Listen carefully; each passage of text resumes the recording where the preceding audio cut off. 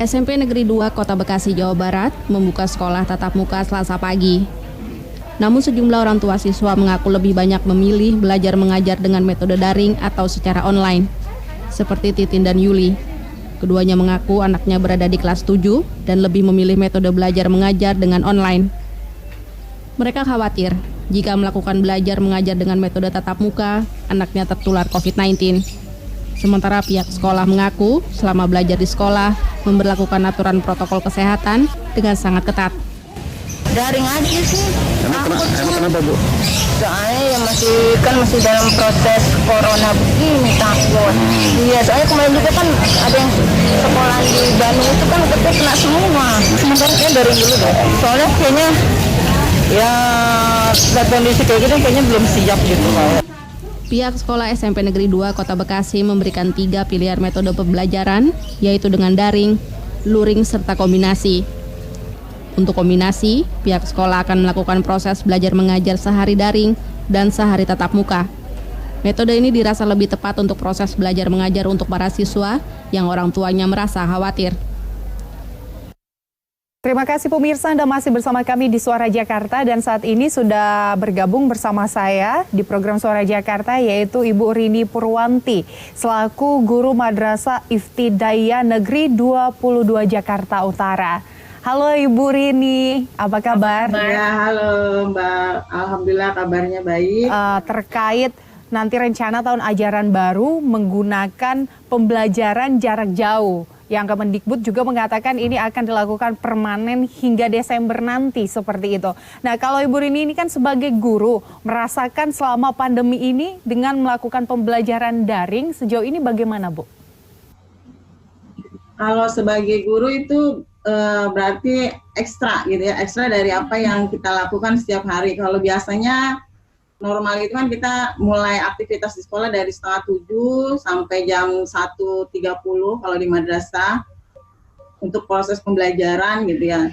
Selesai, artinya kalau di normal itu udah selesai. Tapi ketika harus online seperti ini, guru malah tidak dibatasi gitu oleh waktu gitu. Artinya guru setiap saat harus siap sedia ketika ada peserta didik yang bertanya. Seperti itu, Mbak.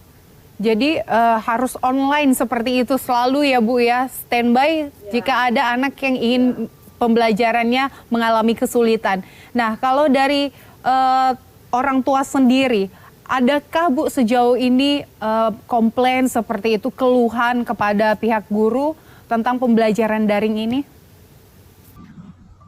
Ada beberapa orang tua. Yang pertama itu mereka komplain mungkin karena kuota gitu ya, kuotanya terbatas gitu. Yang kedua orang tuanya justru yang memikirkan ini kok tugasnya banyak banget gitu. Jadi saya hampir berpikir, loh Bu yang ngerjain tugas ini siapa? Anaknya apa ibunya gitu. Jangan-jangan selama ini yang mengerjakan tugas adalah ibunya gitu. Ya itu yang kita hadapi. Kalau Ibu sendiri sebagai guru kesulitannya bagian apa saja Bu yang dihadapin? Komunikasi ya, artinya ketika komunikasi dua arah itu yang agak sulit.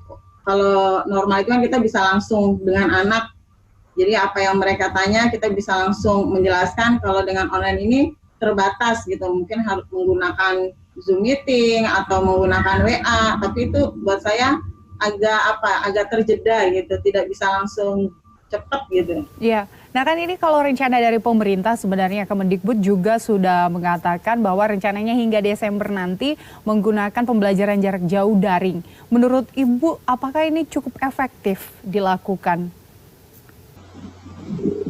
Menurut saya kurang efektif ya Mbak. Jadi banyak kendala, banyak hal yang biasanya kita normal dialihkan dengan daring ini. Jadi persiapan dari sekolah sendiri untuk tahun ajaran baru dengan sistem yang baru tentunya ini sudah sejauh mana dan apa gitu Bu? Kalau di Madrasah Ibtidaiyah Negeri atau di bawah Kementerian Agama itu sudah menyiapkan e-learning. Jadi semua pembelajaran itu nanti melalui e-learning tersebut. Jadi tugas, kemudian materi dan semuanya itu sudah masuk dalam sebuah rumah gitu ya dalam e-learning tersebut, dan anak mengakses e-learning tersebut. Sudah disiapkan, tinggal kita jalankan saja. Ya.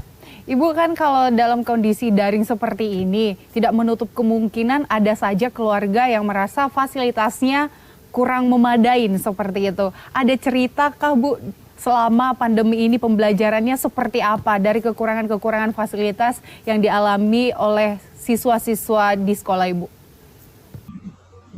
Ya, salah satunya yang tadi ketika HP itu hanya ada satu dan dipakai kerja oleh orang tuanya, misalnya untuk ngojek, otomatis anak tersebut tidak bisa setiap saat online gitu. Jadi saya kasih masukan, mereka bisa mengambil ke sekolah tugasnya gitu. Jadi kita siapkan juga tugas yang memang tidak daring gitu. Artinya mereka bisa ambil ke sekolah karena keterbatasan HP dan kuotanya.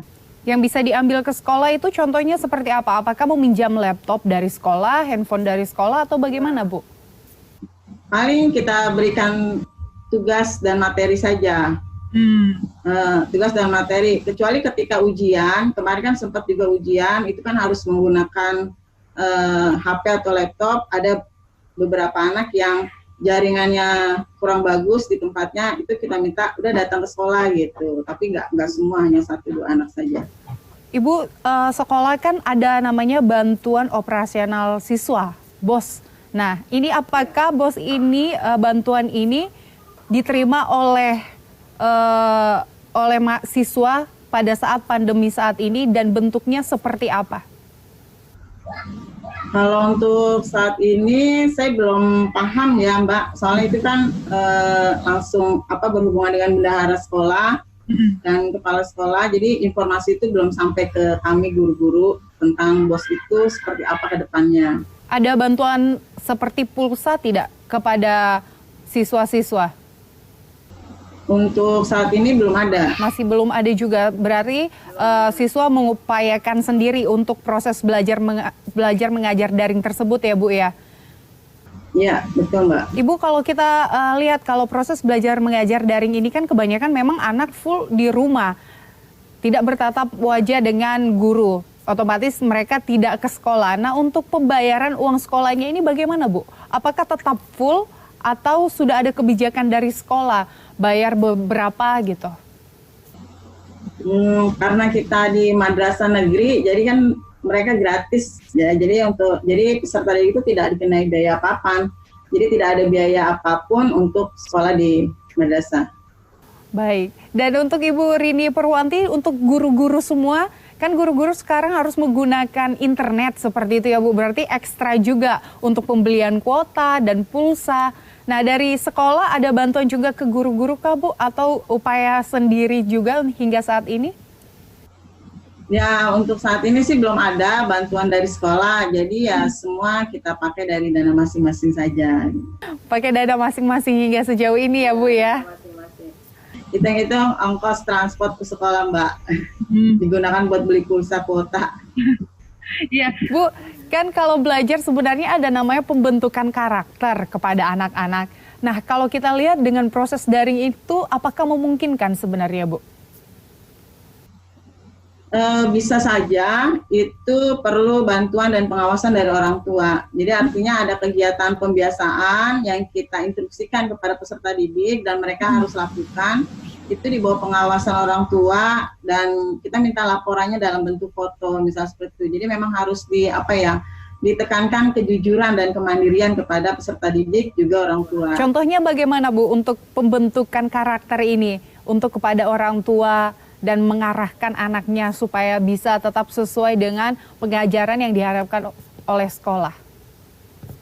Kalau ya ketika normal kita kan pasti selalu berdoa sebelum mulai pelajaran, kemudian mereka bertadarus. Nah itu kita minta juga ketika PJJ ini mereka lakukan itu gitu, dan itu harus dipantau dengan orang tua, dipantau oleh orang tua, dan guru pun punya grup tersendiri di WA untuk memantau dan menanyakan kepada orang tua bagaimana tadi gitu. Ya harapannya mereka semua jujur gitu ya. Kalau mereka tidak jujur berarti itu kekurangan sendiri jadinya gitu. Padahal kita sudah coba mengarahkan di di keterbatasan yang ada seperti itu, Mbak. Kalau melangsungkan ujian itu bagaimana, Bu? Adakah kesulitan? Karena kan kalau ujian seharusnya diawasin, tapi mereka sekarang sudah bisa buka laptop sendiri di rumah seperti itu, bisa lebih bebas sebenarnya untuk akses ya. Kalau ujian itu kemarin sih kita mengadakan ujian kelas 6 itu ya dengan waktu. Jadi ada waktunya, ada jadwalnya. Kalau dilihat dari hasil-hasil sih mereka berkomentar gitu. Selanjutnya kan saya tanya, bagaimana tadi ujian? Pada buka Google ya, pada nyontek buku ya. Dia bilang, wah nggak sempet Bu, waktunya cepat gitu. Jadi buat mereka sama aja gitu ya, sama aja seperti di sekolah. Malah deg-degan Bu, takut keburu ditutup gitu. Karena kita pakaikan dengan waktu, dan mereka jadi serba pengennya buru-buru selesai gitu. Saat ini Bu, sebenarnya kan kalau kita lihat banyak sekali siswa-siswi yang mengatakan bahwa sudah mulai jenuh untuk pembelajaran daring seperti saat ini. Tidak bisa bertemu teman, dan juga pembelajarannya tidak bisa bertatap wajah. Nah, ini ada kiat atau tips dan trik Bu, agar pembelajaran daring ini sebenarnya tetap seru dan tetap menarik, agar anak-anak tidak jenuh. Ya, sekali-kali kita Zoom meeting ya. Di Zoom meeting itu kita share sebuah video, misalnya video senam otak, video senam yang lucu-lucu, dan mereka kita minta untuk bergerak bersama gitu. Dan itu buat saya cukup menghibur gitu, dan mereka senang gitu, walaupun hanya melalui Zoom meeting saja gitu. Oke, baik Ibu Rini Purwanti, Guru Madrasah Iftidayah Negeri 22 Jakarta Utara. Terima kasih atas informasinya dan sudah bergabung bersama kami di Suara Jakarta. Sukses selalu Ibu. Pemirsa, demikianlah perbincangan kami. Kami akan lanjutkan dengan narasumber lainnya usai jeda berikut. Tetaplah bersama kami.